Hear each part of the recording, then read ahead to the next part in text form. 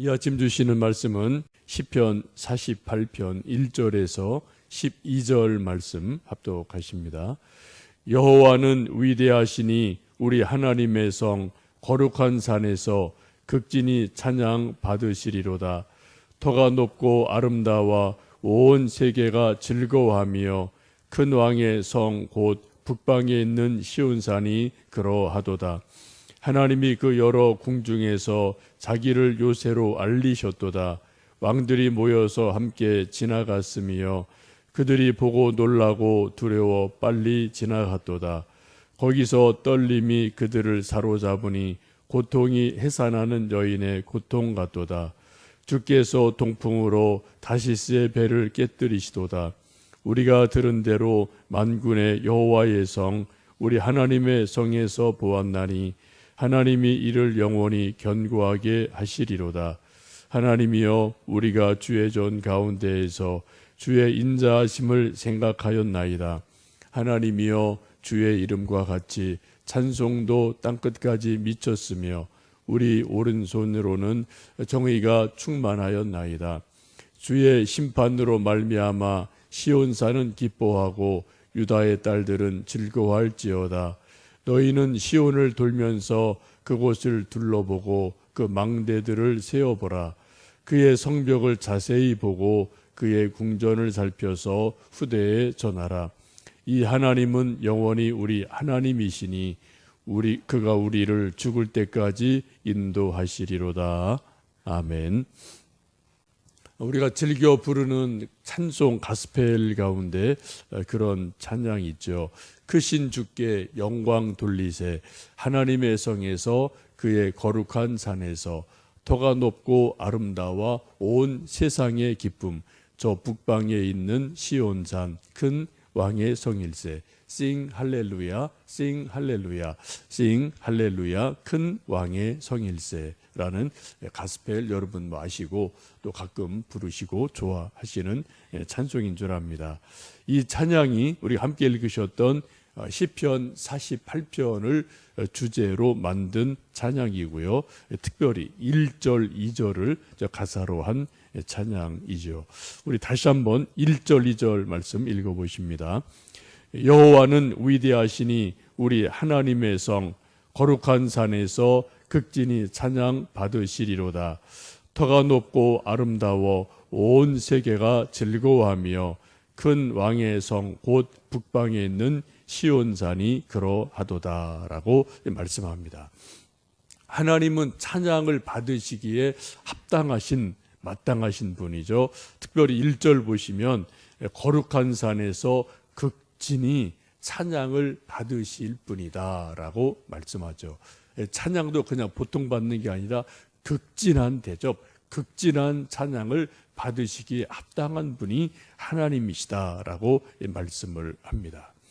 우리 사람들은 누군가를 아주 많이 사랑하면 혹은 그리워하면 존경하면 그 누군가를 생각해서 노래를 만들어서 부르는 일들이 있죠. 우리가 알고 있는 많은 노래 가운데도 그런 뒤에 스토리들이 있는 게 참 많거든요. 어떤 남자가 어떤 여인을 막 사랑해서 사모해서 부른 노래. 옛날 시조도 많고요. 요즘 팝송에도 있고 우리나라 노래도 있고 그런 노래가 참 많이 있거든요. 근데 지금 고라 자손들은 하나님을 사랑하고 하나님을 또 귀하게 여겨서 찬양을 만들고 불렀다라고 말씀하죠. 한마디로 하나님이 찬양을 받으실 이유가 있다면 하나님은 위대한 분이기 때문에 찬양을 받으시기에 합당하다라고 말씀합니다. 여러분 좋아하시는 노래 중에 베토벤이 만든 영웅 교향곡이라는 그런 귀한 노래가 있죠.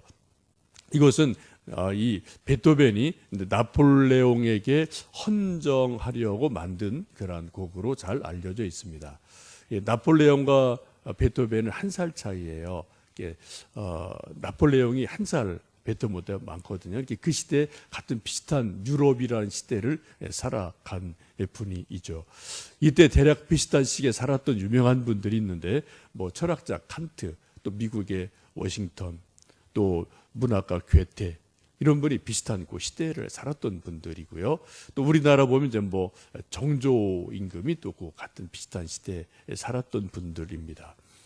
하여튼 비슷한 시기를 살았던 이 베토벤이 유럽의 혁명을 일으키고 변화를 가져온 풍우나 나폴레옹을 영웅으로 인정을 해서 생각을 해서 정말 멋있다, 위대하다 그런 생각이 있어서 자기가 나폴레옹에게 헌정하려고 이 곡을 만들고 그 곡 앞에도 그렇게 썼다고 그러잖아요. 처음에 나폴레옹에게 드리는 곡 이렇게 썼는데 얼마 있지 않아서 나폴레옹이 스스로 황제가 되고 이제 독재자가 되니까 그걸 찢어버리고 그렇게 이 곡을 위대한 이에 대한 추억이라는 것으로 이제 바꾸었다라는 유명한 일화가 있는 곳이 베토벤의 운명 고향 교향곡입니다. 한번 오늘 여러분 시간 내셔서 핸드폰으로 이 영웅 교향곡 치면 다 이렇게 뜨고 10분짜리, 1시간짜리 다 이렇게 뜨는 동영상이 있으니까 한번 여러분 들어보셔도 좋으실 것 같아요. 우리 사람들은 누군가를 사랑하든지 그리워하든지 또 정말 존경하면은 노래를 만들어서 누구에게 바칩니다. 헌정합니다. 이러한 일들이 종종 있습니다. 지금 고라 자손들이 위대하신 여호와 하나님께 찬양을 만들어서 부르고 있습니다. 하나님은 위대하시다. 거룩한 산에서 찬양을 받으시기에 합당하시다. 그분은 극진한 찬양을 받으실 만한 분이다 라고 말씀을 하죠. 하나님이 계신 거룩한 곳을 우리가 이제 시온산이라고 부르는데 오늘 시온산을 터가 높은 곳, 아름다운 곳, 큰 왕의 성, 또 북방에 있는 시온산 이렇게 여러 가지로 하나님이 계신 성전이 있는 곳을 여러 가지로 이야기를 합니다. 특별히 북방에 있는 시온산이라는 것은 성전이 있는 시온산이 위치가 지리적인 위치가 예루살렘의 북동쪽에 있기 때문에 이제 많은 사람들이 북방에 있는 성 이렇게 이제 부르기도 한 것으로 이해하시면 되겠습니다. 시온산이라는 것은 여러 가지 의미를 가지고 있는데요. 1차적으로는 그냥 시온 땅이에요. 어떤 예루살렘 북동쪽에 있는 자그마한 언덕바지, 자그마한 성 이것이 1차적인 시온산이지요. 두 번째로는 영적으로 하나님의 성전이 계신 곳, 하나님의 집이 서 있는 곳, 솔로몬 성전이 있는 곳, 이곳이 바로 영적인 의미로 시온산이다 보시면 되겠고요. 또 오늘날은 하나님의 영광이 머무는 곳, 곧 하나님의 집, 만민이 기도하는 집, 교회가 또 영적으로 시온산이라고 볼 수 있습니다. 네 번째는 요한계시록 14장 1절에 이렇게 말씀합니다. 또 내가 보니 보라 어린 양이 시온 산에 섰고 그와 함께 14만 4천이 서 있는데 그들의 이마에는 어린 양의 이름과 그 아버지의 이름을 쓴 것이 있더라 라고 말씀합니다. 요한계시록에서 장차 오실 예수님 또 하나님께서 완성하실 새하늘 새 땅 이곳이 세워지는 그 중심지를 시온산이라고 요한계시록 14장은 말씀을 하죠. 그래서 어린 양 예수께서 시온산 위에 서 계시다. 그리고 어린 양이 계시고 그 주변에 구원받은 14만 4천 명이 서 있다. 그 14만 4천 명의 이마에는 어린 양의 인침 이름이 있고 하나님의 이름이 있다라고 성경은 말씀합니다. 훗날 우리 주님께서 우리 모든 구원받은 백성들을 새하늘 새 땅으로 불러 모으실 때 바로 그곳이 시온산이다라고 성경은 말씀을 합니다. 우리가 시온산이라는 것을 우리가 생각할 때는 이처럼 여러 가지 다층적인 의미가 복합적으로 있다 이런 것들을 생각하시면서 시온 혹은 시온의 영광이 빛나는 아침 이런 찬송을 우리가 함께 부르시기도 합니다. 9절 10절을 또 읽어 보시겠습니다. 하나님이여 우리가 주의 전 가운데에서 주의 인자하심을 생각하였나이다. 하나님이여 주의 이름과 같이 찬송도 땅끝까지 미쳤으며 주의 오른손에는 정의가 충만하였나이다 라고 말씀합니다.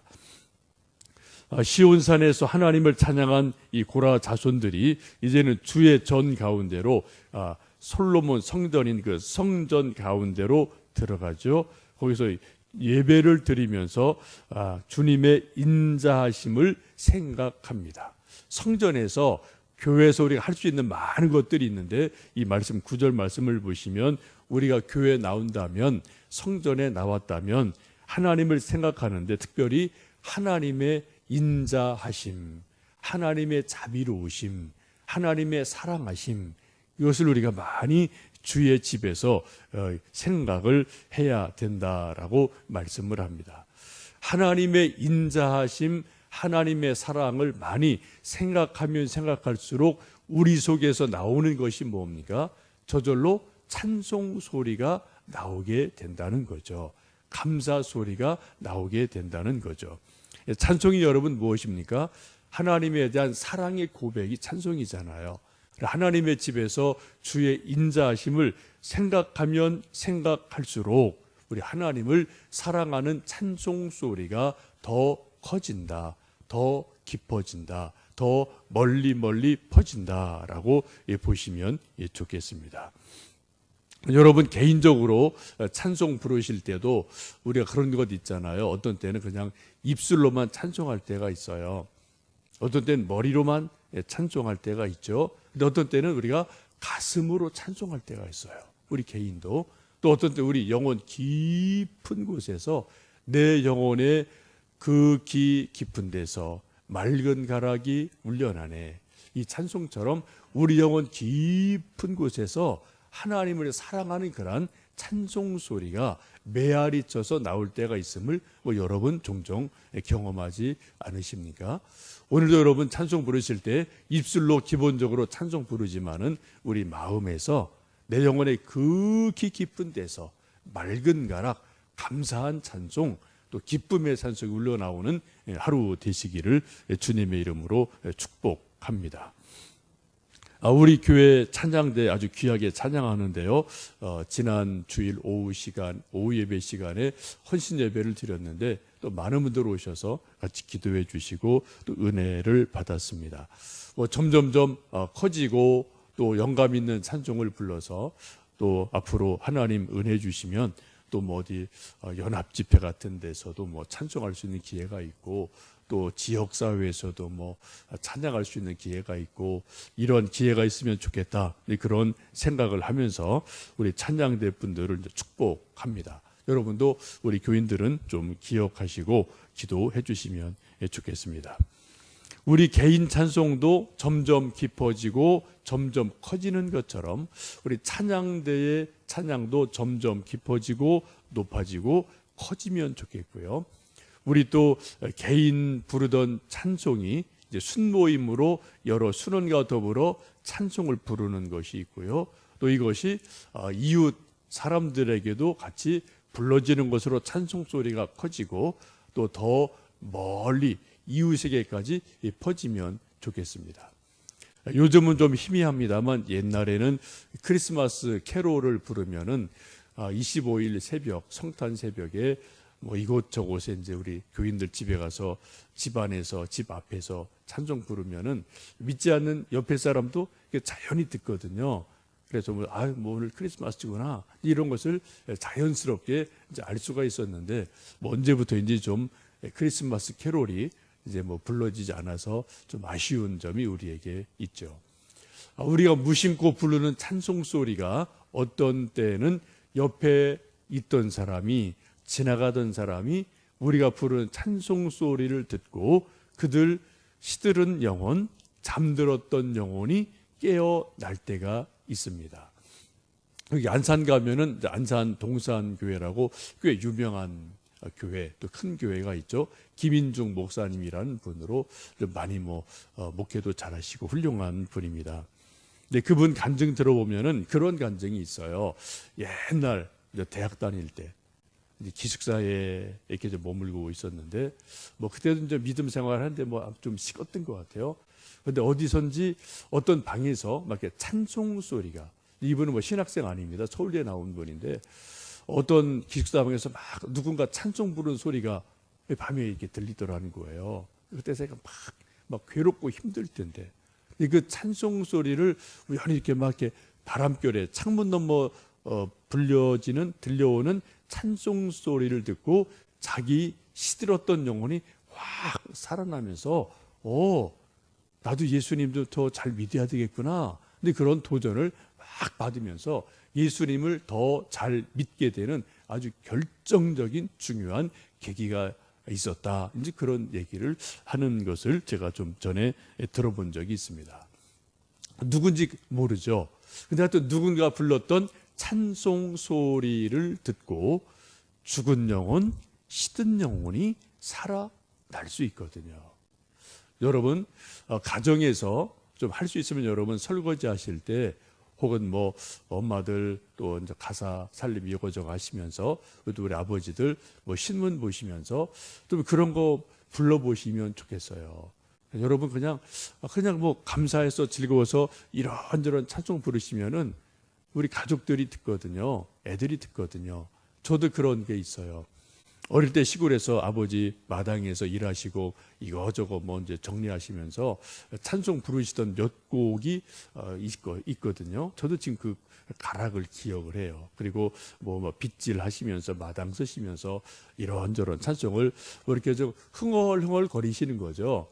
뭐 혼자 그냥 즐거우시니까.